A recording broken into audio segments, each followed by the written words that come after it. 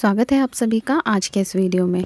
आज का वीडियो काफ़ी इंटरेस्टिंग है क्योंकि ये संबंधित है हमारी प्यारी महिलाओं के मासिक धर्म से और चाँद से।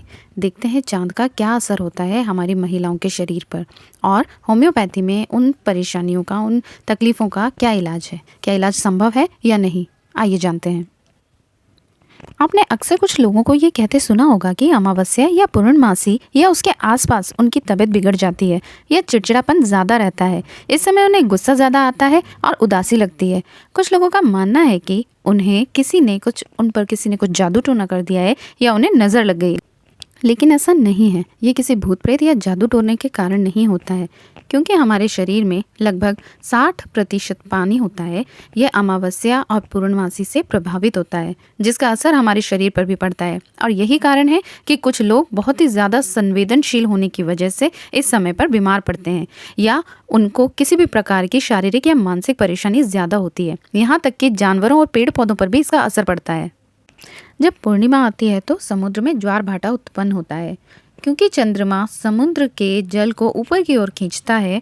मानव शरीर में मौजूदा 60% जल भी उसके प्रभाव में आता है, यानी कि पूर्णिमा के दिन इस जल की गति और गुण दोनों बदल जाते हैं। अति संवेदनशील मनुष्य में चांद की किरणों का प्रभाव बहुत ही आसानी से देखा जा सकता है। यह विभिन्न लक्षणों द्वारा हमें दिखाई देता है। महिलाओं में अमूमन देखा गया है कि माहवारी का जो समय है उसमें विभिन्न प्रकार के लक्षण आते हैं, जैसे कि अत्यधिक दर्द होना, ज़्यादा स्राव होना या फिर दौरे पड़ना। माहवारी के टाइम पर स्त्री को दौरे पड़ने लगते हैं या बहुत ज़्यादा अति दर्द होने की वजह से बेहोशी आने लगती। अब हम बात करते हैं कि होम्योपैथी की नज़र में इन समस्याओं का क्या समाधान है। सामने जो आपको दिखाई दे रही है ये बुक है times of the remedies and moon phases, जो कि लिखी है डॉक्टर CM बुकर सर ने। एंड मून फेजेस ये बुक का फर्स्ट पेज है। यहाँ आप देख सकते हैं कि पेशेंट को रात को 1 बजे अगर कोई तकलीफ़ होती है तो ये निम्न प्रकार की दवाइयाँ दी जा सकती हैं। रात को 1 से 2 बजे के बीच अगर तकलीफ़ होती है तो ये दवाइयाँ दी जा सकती हैं। इसी प्रकार विभिन्न दवाइयों का विभिन्न वक्त यहाँ पर बताया गया है और उसके अनुसार हम मरीज़ को वो दवाएँ दे सकते हैं। दवाइयों का विवरण हमारे दूसरे सब्जेक्ट में दिया जाता है, जिसे हम मटीरिया मेडिका कहते हैं। चलिए आपको उदाहरण के साथ बताती हूँ कि मटीरिया मेडिका यानी कि दवाइयों का विषय हम लोग किस प्रकार पढ़ते हैं। यहाँ सामने 2 दवाइयाँ बताई गई हैं। पहली लिखी है पल्सिटिला।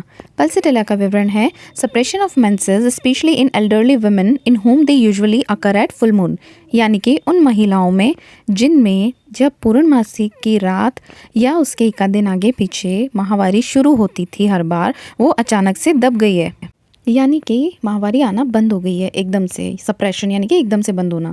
उन महिलाओं में अगर पल्सिटिला सही खुराक में, सही पावर में दी जाए तो उन महिलाओं में माहवारी जो है वो नियमित आने लग जाती है।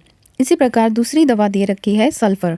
लिपेक्योर्ड with a single dose of sulphur at new moon a case of menorrhagia, यानी कि जिन महिलाओं में खून बहुत ज़्यादा गिरता था माहवारी के दौरान, उन्हें नया चांद निकलने वाली रात, ठीक है, उस रात जब उस वक्त सल्फर की 1 डोज दी गई तो उन महिलाओं में आराम आया इस केस से, यानी कि उन महिलाओं में जो बहुत ज़्यादा खून गिरता था माहवारी में वो नॉर्मल होने लगा। सल्फर और पल्सिटिला की ही तरह और भी कई दवाइयाँ मौजूद हैं होम्योपैथी में, जिन्हें हम चांद की किरणों से होने वाले प्रभाव के दौरान होने वाली परेशानियों के लिए दे सकते हैं। इस वीडियो के माध्यम से हमने जाना कि चांद से उत्पन्न होने वाले लक्षणों में होम्योपैथी दवाएँ कितनी कारगर हैं। हमारे अगले वीडियो में हम आपको बताएंगे कि PCOD के केसेस में किस तरह से चांद की रोशनी आपको ठीक होने में सहायता कर सकती है और साथ ही कुछ होम्योपैथी की दवाओं का उपयोग किया जा सकता है।